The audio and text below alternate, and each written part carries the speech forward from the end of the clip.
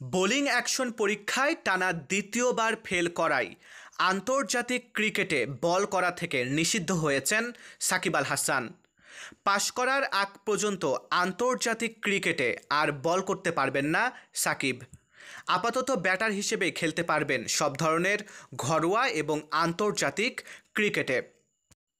ভারতের চেন্নাইতে আইসিসি অনুমোদিত শ্রী রামচন্দ্র বিশ্ববিদ্যালয়ের বায়োমেকানিক্স ল্যাবে বোলিং অ্যাকশন পরীক্ষা দিয়েছিলেন সাকিব আল হাসান। সেই পরীক্ষায়ও উত্তীর্ণ হতে ব্যর্থ হয়েছেন তিনি। জানা যায়, চেন্নাইয়ে বোলিং পরীক্ষায় সাকিবের কুনোই 25 ডিগ্রি বা তার বেশি ভেঙেছে।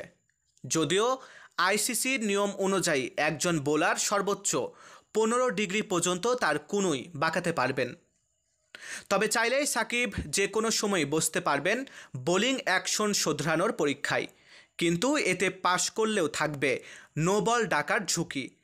আম্পায়ার নো ডাকলে 1 বছরের জন্য নিষিদ্ধ হবেন এবং এই সময়ে কোনো পরীক্ষায় দিতে পারবেন না এক সময়ের বিশ্বসেরা অলরাউন্ডার।